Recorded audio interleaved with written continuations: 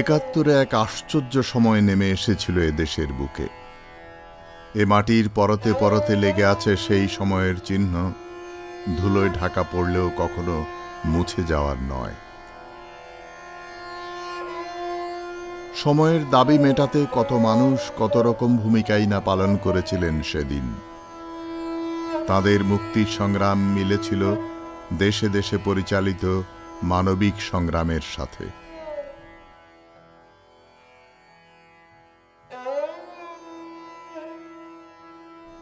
সেই স্বীকৃতি প্রকাশ করতে বিজয়ের পর রাজশাহীতে এসেছিলেন বিশ্বের এক বরেণ্য বুদ্ধিজীবী, ফরাসি লেখক ও বাঙালির মুক্তি সংগ্রামের সাথী আন্দ্রে মালরো।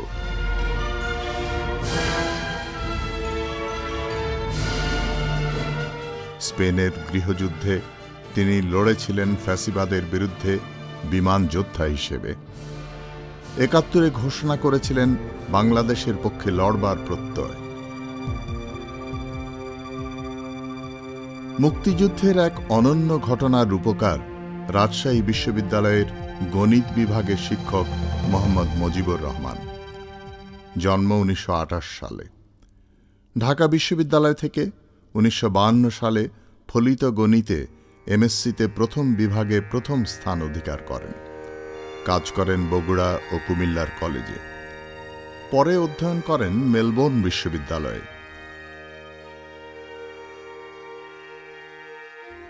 করাচির একটি কলেজে শিক্ষকতা শেষে রাজশাহী বিশ্ববিদ্যালয়ে অধ্যাপনায় যোগ দেন ১৯৬৭ সালে। গণিত চর্চা, পড়াশোনা ও শিক্ষকতায় নিবেদিত থাকেন আত্মভোলাই মানুষটি। ৬৮ সালে জানুয়ারি মাসে ফিরে আসি পিএইচডি করে বিলেত থেকে।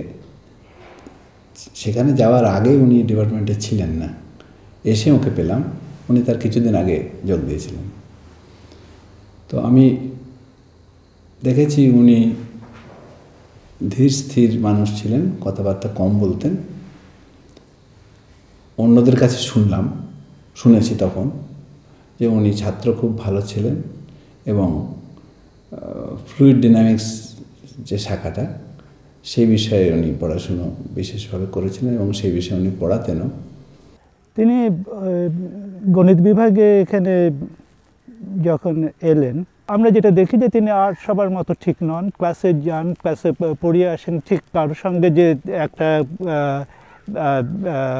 নিজের দিক থেকে আগ্রহ করে কারোর সঙ্গে ঘনিষ্ঠ হবার, ছাত্র হোক শিক্ষক, তেমন কোনো আগ্রহ তার নেই। কিন্তু তিনি মাঝে মধ্যে নানান ধরনের গণিত বিষয় সম্পর্কেও বটে এবং অন্যান্য পারিপার্শ্বিক বিষয় সম্পর্কেও বটে তিনি যে মন্তব্য করেন, যেগুলো খুবই বুদ্ধিদীপ্ত। ৭১ এপ্রিল মাসের মধ্যভাগে পাকিস্তানি বাহিনী সদল বলে রাজশাহী বিশ্ববিদ্যালয়ে ঘাঁটি করে চালাতে থাকে যথেচ্ছ হত্যাকাণ্ড। বিশ্ববিদ্যালয় হয়ে ওঠে সৈন্যদের নিষ্ঠুর ও নির্মম অভিযান পরিচালনার কেন্দ্র। ২৫শে মার্চ রাত্রিরে যখন পাকিস্তান সৈন্য এই আমাদের ইউনিভার্সিটি ক্যাম্পাসে এসে গেল, তখনই হয়তো নিল বলতে হবে। যাই হোক, তো তারপরে তো আমরা খবর পেলাম, আমাদের পাশের বাড়ি চিনেছেন কাজী হাসিবুল হোসেন, উনি আমাদের সকালবেলা উঠে খবর দিলেন যে আপনারা কখনো নিচে নামবেন না, এখানে সব সৈন্য এসে গেছে, নিচে নামলেও গুলি করছে এরকম, আপনারা সবাই আমরা উপরেই থাকি খবর না পাওয়া পর্যন্ত। শুনলাম যে কারফিউ দেওয়া আছে এবং এমন কারফিউ যে মাঠেও নামা যাবে না এরকম। উনি জুবেরি হাউসে থাকতেন, উনি আমার বাসায় চলে আসলেন, দেখতে আসলেন যে আমি কেমন আছি। আর তারপরে 3 তারিখের রাতে কয়েকটা বেছে বেছে হত্যাকাণ্ডগুলোর পরে তখন আমরা এখানে থাকা কারো পক্ষে আর নিরাপদ বলে মনে হয়নি। আমরা তখন 4 তারিখ আমরা সুব্রত আমরা একসঙ্গে এখান থেকে চলে যাই, শহীদুল আমাদের সঙ্গে আমরা চলে যাই। হিংস্র ও রক্তাক্ত সামরিক অভিযানের মুখোমুখি হয়ে অসাধারণ এক অবস্থান নেন নিঃসঙ্গ প্রতিবাদী মুজিবুর রহমান। তারিখ 10 মে 1971। সেনা অবরুদ্ধ বিশ্ববিদ্যালয়ে কর্তৃপক্ষের কাছে এক পত্রে মোহাম্মদ মুজিবুর রহমান জানান, "This is to inform the authority that I am going to leave the campus since the university campus has, at the moment, been degraded to the state of military camp. I may come to the campus when university regains its status of sanctity and starts functioning as a university in true sense. I hope to be kept informed about the situation here in the address noted below, where I hope to spend these days of calamity, genocide and freedom movement. Please note change of my name and new name should be used in future communications." এরপর নিজের নাম স্বাক্ষর করলেন দেবদাস, লিখলেন previous name Mujibur Rahman.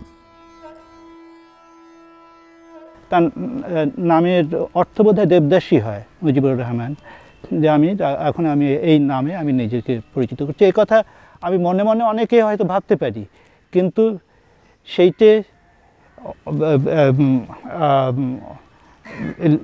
লিখিতভাবে এবং officially সেটা কর্তৃপক্ষকে জানানো সেই অবস্থায় যখন দেশ অবরুদ্ধ, এবং যে কেউ মনে করতে পারে যে এটা তিনি সরাসরি তিনি একটা বড় রকমের বিপর্যয় তিনি সেটাকে আহ্বান করছেন, ওই যে এমন করে কি মরণের পানে ছুটিয়া চলিতে আছে।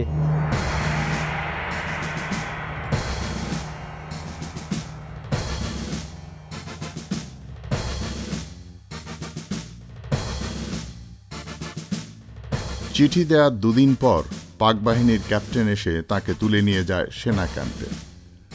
শহীদ জোহা হলের এই ক্যাম্পে ক্যাপ্টেন তাকে জিজ্ঞেস করেছিল, "what do you mean by genocide?" অধ্যাপকের জবাব ছিল, "that which you are committing in this days." মনে পড়ে ফ্যাসিবাদের বিমান হামলায় গুয়ের্নিকা শহর ধ্বংসে ব্যথিত ক্ষুব্ধ পিকাসোর গুয়ের্নিকা ছবির কথা। অবরুদ্ধ প্যারিসে শিল্পী স্টুডিওতে প্রবেশকারী জার্মান সেনা গুয়ের্নিকা দেখে জিজ্ঞেস করেছিল, "তুমি এটা করেছ?" শিল্পীর জবাব ছিল, "না, তুমি করেছ।"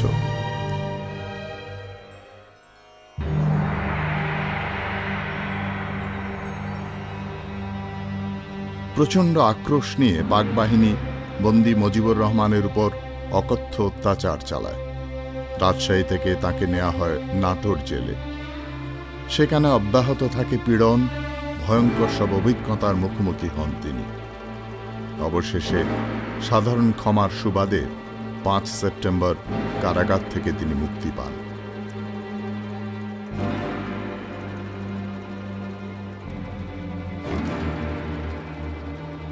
As a result of general amnesty declared by the President of Pakistan on 5th September 1971, senior lecturer Mujibur Rahman is released from Nator jail detention and not subject to further investigation. Signed, Shujauddin Butt, Lieutenant Colonel, GS1, ML Sector 2, dated 5th September 71, place Nator.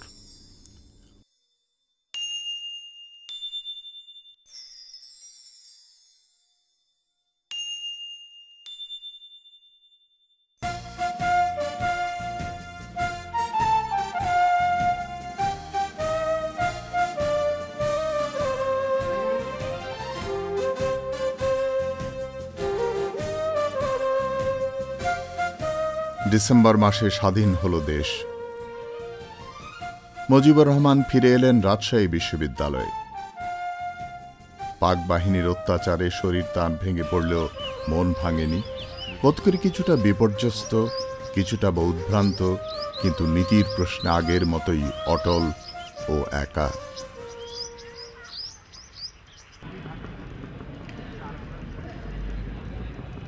পুনরায় কাজে যোগ দিতে চাইলেন তিনি, তবে দেবদাস নাম পরিত্যাগ করবেন না। বিশ্ববিদ্যালয়ের খাতায় এই নামে কোনো শিক্ষক নেই এমন অজুহাত খাড়া করে চলল কর্তৃপক্ষের টালবাহানা। তিনি কোর্টে এভিডেভিট করে নাম পরিবর্তনকে আইনসম্মত করলেন। প্রশ্ন দেখা দিল তার মানসিক স্থিরতা নিয়ে। বীতশ্রদ্ধ অধ্যাপক কাজে ইস্তফাপত্র দাখিল করলেন। 1973 সালের জুলাই মাসে দাখিল করা পত্রে গভীর বেদনা অভিমান থেকে তিনি চাইলেন পদত্যাগ কার্যকর হোক আগস্ট 1971 থেকে। বিস্ময়করভাবে কর্তৃপক্ষ তার এই ইচ্ছায় সম্মতি প্রকাশ করল। Dear Sir, with reference to your letter dated 4/7/73, I am directed to inform you that the resignation tendered by you has been accepted with effect from 6/8/71. Yours faithfully, signed, Registrar.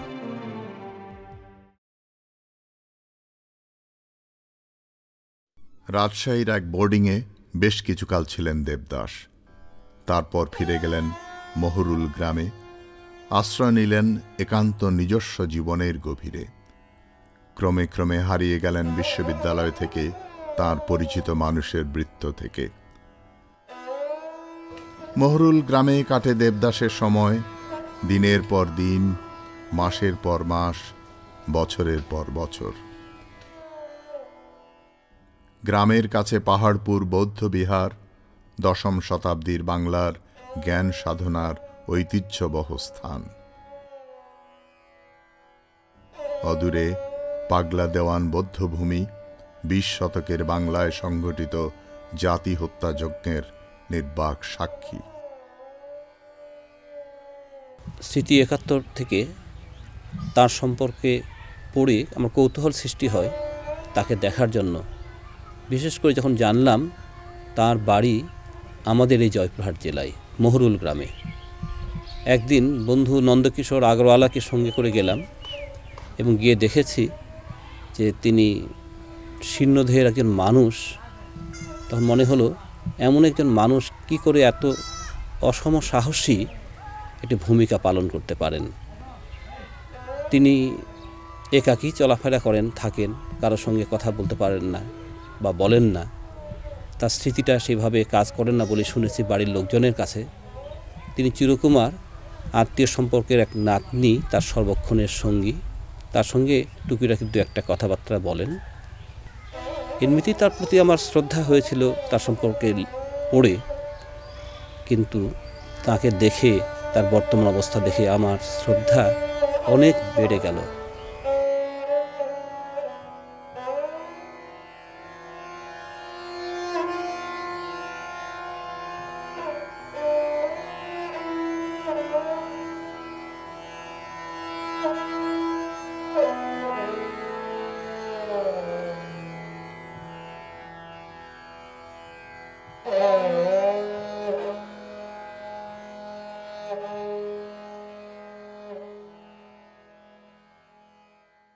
আমার বাবা ছিলেন স্বর্ণকার, সোনারি করতেন, কিছু কিছু কৃষি কাজ করতেন। আমাদের দরিদ্র পরিবার সেইভাবেই চলতো আমাদের ওইভাবে। এবং আমার ভাই বড় সবার লেখাপড়া করতেন। আমরা যখন ছোটো লেখাপড়া করতেন, খুব কষ্টের মধ্যে লেখাপড়া করতেন। উনি খঞ্জরপুর স্কুলে আমরা ছোটো থাকতে পাস করতে দেখছি 46 সালে, 1946 সালে পাস করেছেন খঞ্জরপুর স্কুল থেকে, ফার্স্ট ডিভিশন পাস করেছেন। তারপর বগুড়া আইজুল হক কলেজে ভর্তি হলেন, সেখান থেকে ইন্টারমিডিয়েটে সেকেন্ড স্ট্যান্ড করেছেন। তারপর ওখান থেকে বিএ পাস করলেন। তখন পাসের তো ডিগ্রি দেওয়া হতো না, সব পাস থাকতো। কলকাতা ইউনিভার্সিটি অধীনে ওটা ছিল, পাস সবার। তারপরে ঢাকাতে ভর্তি হলেন। আসেন নিয়মতান্ত্রিকভাবে ওই ডুব গোসলও ঠিক মতো করেন, নিজের কাপড় চোপড় নিজেই কাছেন, ওই সেই আমল থেকে নিয়ম। আমাদের পরিবারের একটা নিয়ম কি, আমার মা বৃদ্ধ মা, বাবা ওই ক্লাস 3 থেকে আমরা যার যার কাপড় চোপড় কাজ করছে নেই। এটা আমাদের স্বাবলম্বী হওয়ার নিয়ম। আমিও এখন কাজ করে নিই। কাপড় চোপড় কাছে দিচ্ছি, দেখলে পারিচ্ছে না, ভারী হয়তো দিচ্ছে, কাছে দিচ্ছি। এই ভোরে উঠে 8টার দিকে উঠে রিয়াকে বাজার আছে কাছে, হয়তো একটা ডিম একটা পোড়াটা খায় আসলো, চা খায় আসলো, আসে 10টার দিকে ভাত খাবে, কিছুক্ষণ ঘুম নিয়ে তারপর ঠিক 12টা বাজলেই গোল করবে। ওই নিয়মটা আছে, যেখানে যাক সন্ধ্যা লাগার সঙ্গে আসবে এবং দুপুর সঙ্গে সঙ্গে গোল করবে, এই নিয়মটা আছে। তারপর খাওয়া দাওয়া যার ফলে খালো, আর বৈকালের দিকে একটু ঘুরে নিবি ছুটি, সন্ধ্যা লাগা আগে আবার বাড়িতে আসবে।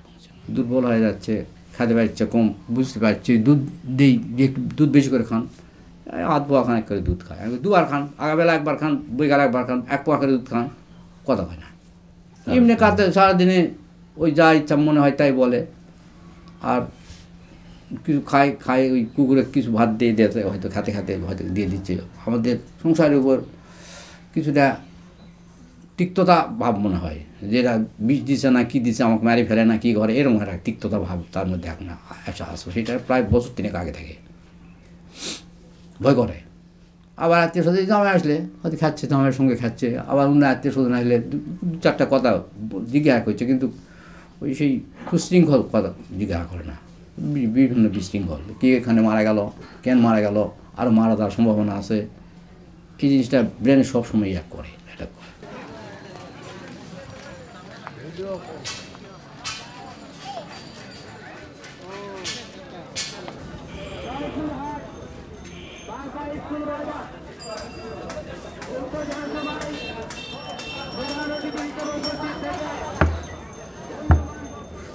কি নাম তোমার? আমার নাম মিঠুন।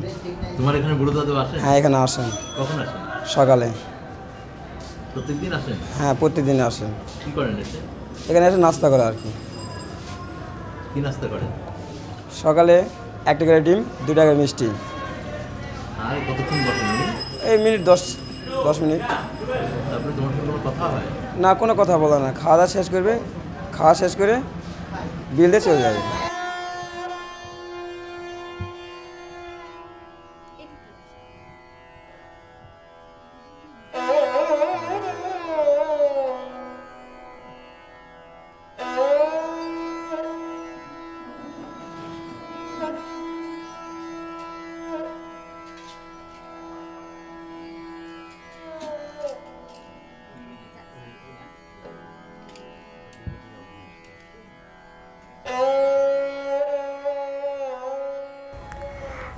নানু ভাই আমাকে মানে মাঝে মাঝে যখন আমরা খেলি তখন নানু ভাইকে দেখি যে মানে চেয়ারের মধ্যে বসে থাকে, আমাদেরকে দেখে, আমাদের খেলা দেখে।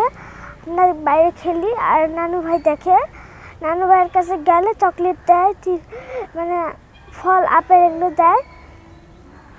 বাবা মার কাছ থেকে শুনেছি বড় নানু ভাই বলে রাজশাহী বিশ্ববিদ্যালয়ের টিচার ছিলেন। নানু ভাই কাছে গেলে মানে ডাকলে আসে, কিন্তু অন্য সময় যদি একটু কথা বলা হয়, নানু ভাই কেমন আছো, তখন কিছু বলে না।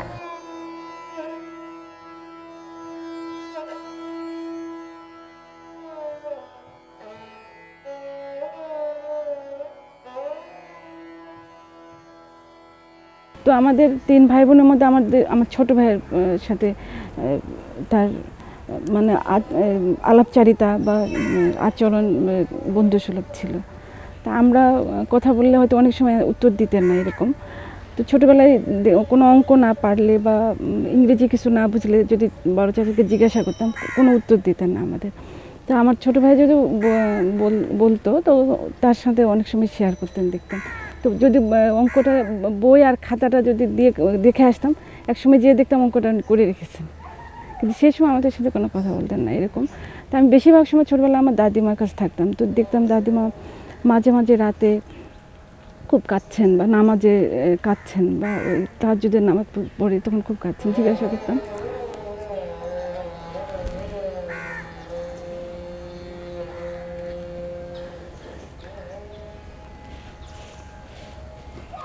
তো দাদিমা বলতেন ছেলের কষ্ট সামনে থেকে আমার খুব, সেজন্য উনি কাঁদছেন।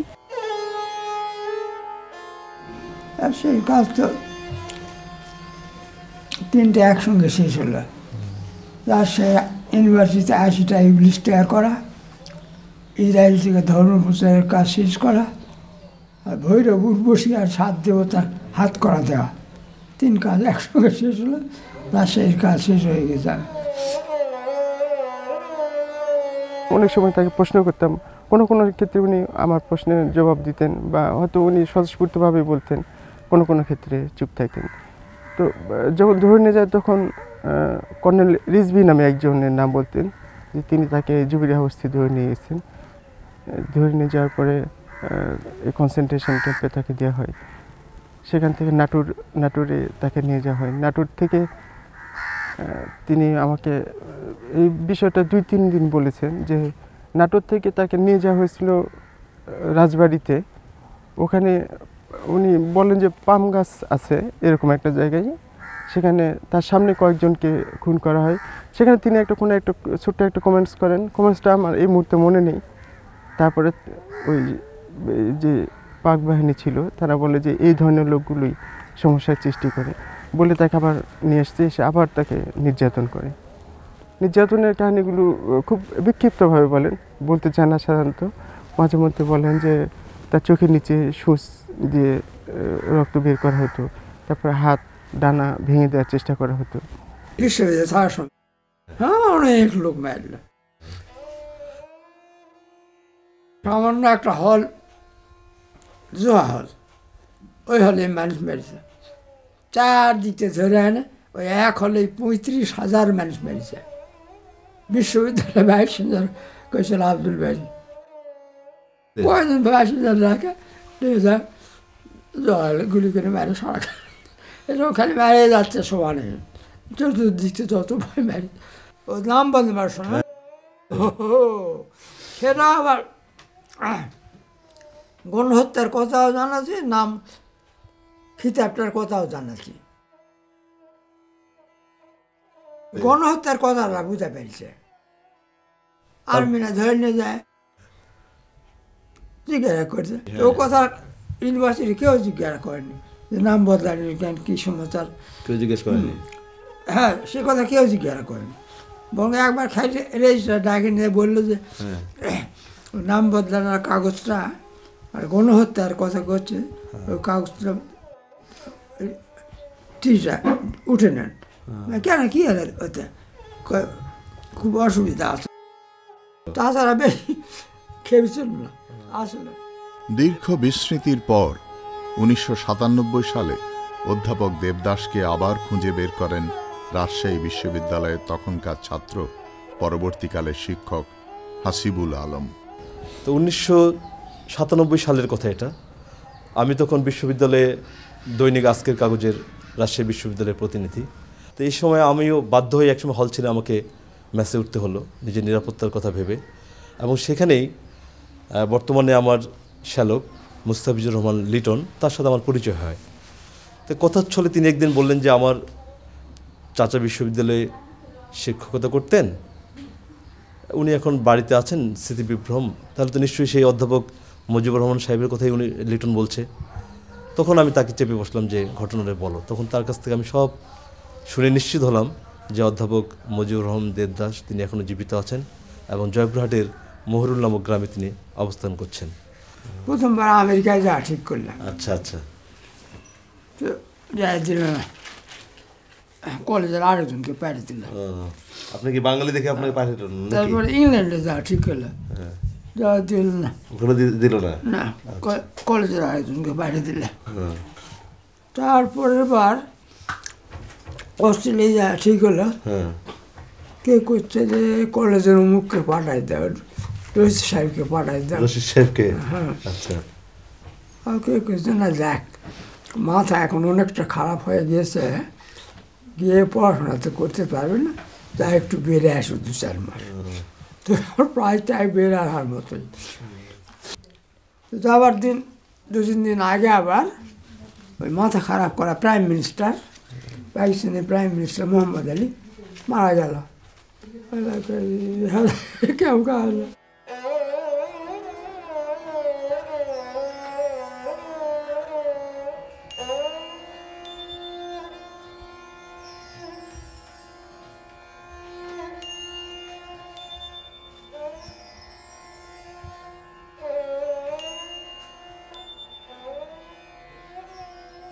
তবে 1998 সালের জুলাইয়ের শেষের দিকে আবার বিশ্ববিদ্যালয় কর্তৃপক্ষের উদ্যোগে অধ্যাপক মুজিবুর রহমান সাহেবকে রাজশাহী ইউনিভার্সিটিতে নিয়ে যাওয়া হয় এবং 2রা আগস্ট রাজশাহী বিশ্ববিদ্যালয়ে কাজী নজরুল ইসলাম মিলনায়তনে বিশ্ববিদ্যালয় কর্তৃপক্ষ একটি তাকে সম্বর্ধনা দেওয়ার জন্য অনুষ্ঠানের আয়োজন করেন এবং সে সময় তিনি জুবিলী ভবনে কয়েকদিন ছিলেন। তখন আমি খুব কাছ থেকে লক্ষ্য করেছিলাম যে ওই জুবিলী ভবনে থাকার সময়ে তিনি কিছুটা বেশ সুস্থ মনে হয়েছিল, মানে বিশ্ববিদ্যালয়ের আবহাওয়া এবং বিশ্ববিদ্যালয়ের পরিবেশ, ছাত্রছাত্রীদের পদচারণা তাকে কিছুটা স্বস্তি এনে দিয়েছিল। এবং আমার বেশ মনে আছে যেদিন তাকে মানে আমরা বিশ্ববিদ্যালয় থেকে জয়পুরহাটে ফিরিয়ে আনবো, মনসুর আহমেদ খান উনি এখন জীবিত নেই, উনি আর আমি বেশ কষ্ট করে তাকে মাইক্রোবাসে উঠাতে হয়েছে। মানে উনি তার সেই প্রিয় জুবিলী ভবন সেখান থেকে তিনি ফিরে আসতে চাচ্ছিলেন না। সেই সময় বিশ্ববিদ্যালয়ে উনি 10-12 দিন ছিলেন, তাকে বেশ সাবলীল মনে হয়েছে এবং তিনি একদিন শহীদ সংগ্রহশালায়ও গিয়েছিলেন আমাদের সাথে নিয়ে। তো সেখানে তিনি প্রত্যেকটা গ্যালারি ঘুরে ঘুরে ঘুরে ঘুরে এবং অনেক সময় নিয়ে অনেক প্রত্যেকটা ক্যাপশন দেখে দেখে এরকম পড়ে এসে একসময় উনি মন্তব্য খাতায় একটা মন্তব্য লেখেন। Visited the museum on 10th August 1998. I hope history will be able to overcome the distortion of facts depicted through pictures here.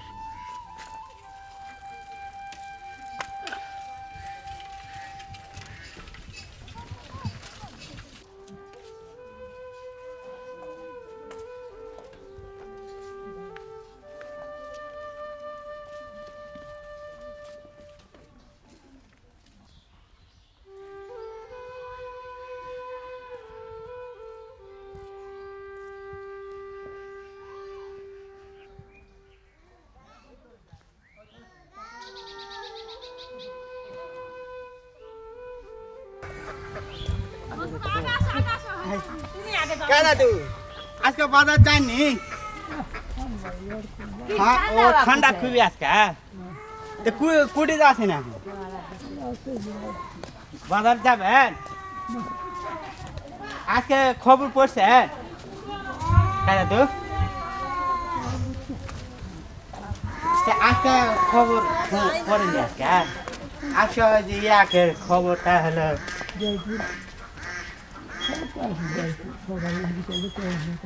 সন্ত্রাসী জয়পুর।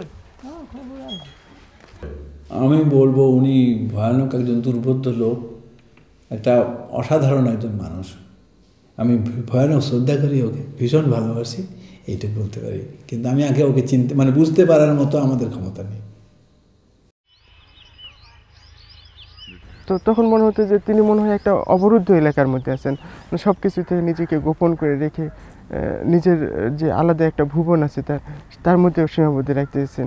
এটাকে কেউ অতিক্রম করুক বা এটাকে কেউ ভেঙে ফেলুক, এটা হয়তো তিনি চান না কখনোই।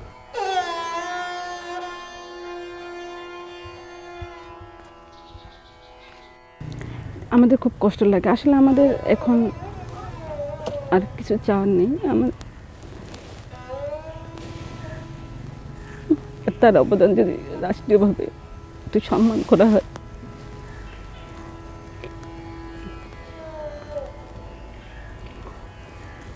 তবে হয়তো বর্তমান প্রজন্ম, ভবিষ্যৎ প্রজন্ম তার এই ত্যাগের কথা জানতে পারবে, এটাই আমাদের জন্য।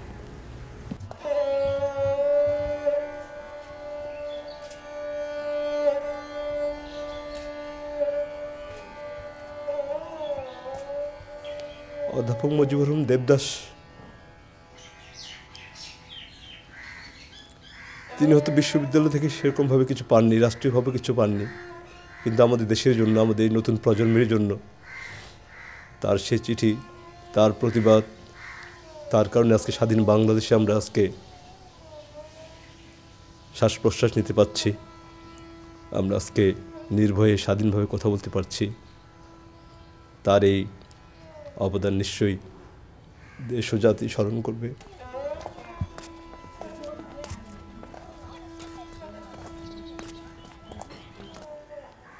দেখুন, বাংলাদেশের যে স্বাধীনতার পেছনে যে ধারণাগত আদর্শগত যে জায়গাটা, সেই জায়গাটাতে মুজিবুর রহমান বা তিনি নিজেকে যে নামে পরিচিত করতে চান, দেবদাস, যেভাবেই আমরা তাকে বলি না কেন, তার সঙ্গে এটা একাত্ম বলে আমার মনে হয়। সাম্প্রদায়িক ধর্মভিত্তিক কোনো পরিচয়ে তিনি নিজেকে আবদ্ধ রাখতে চাননি। সুতরাং তাকে আমি মনে করি বাংলাদেশের যে ধারণা, সেই ধারণাটি একেবারে মূর্তিরূপ হিসেবে তাকে আমি দেখি। অথচ এই ধরনের মানুষকে আমরা আদর্শায়িত যেভাবে করি, বাস্তবে সেই সব মানুষের সামনে কিন্তু আমরা বিব্রত বোধ করি। সমাজ হিসেবে আমরা কিন্তু এইসব মানুষের সামনে বিব্রত বোধ করি, কারণ আমাদের অনেক রকমের সমঝোতা করে, অনেক রকমের যে চিন্তাভাবনায় যে টানাপোড়েন, নানা ধরনের নিষেধ, এইগুলোর সঙ্গে নিজেকে সমন্বিত করে আমরা বাঁচি।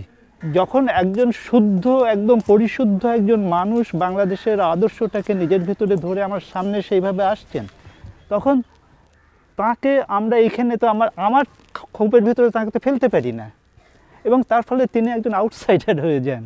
সুব্রতরা কলকাতা চলে গেল, আর্মিরা মানুষ মারা শুরু করার আগে তারা করছিল, চলো আমার সঙ্গে কলকাতা চলো। কলকাতা গেলে এখনকার কয়েক মাস যুদ্ধের সময় হয়তো ভালোই থাকবে, কিন্তু সারা জীবন আর এই দেশে পারবে না। সারা জীবনে কোনো দিন আর এই দেশে আসতে পারছেন না।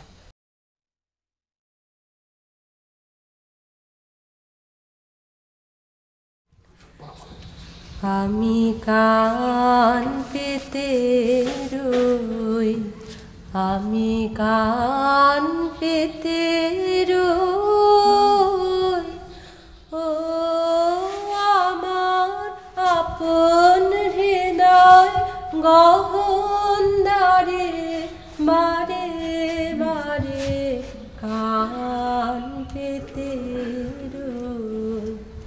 কোন গোপন বাসি কান্না হাসির গোপন কথা শুনি বারে বারে বারে কান পেতে রই। ভ্রমর সেথা হয় বিভাগী নিভৃত নীল পদ্ম লাগি রে, কোন রাতের পাখি গায়ে কাকি, রাতের পাখি গায়ে কাকি, সঙ্গী বিহীন অন্ধকারে বারে বারে কান পেতে রই। আমি কান পেতে রই, ও আমার আপন হৃদয় গহন দ্বারে বারে বারে কান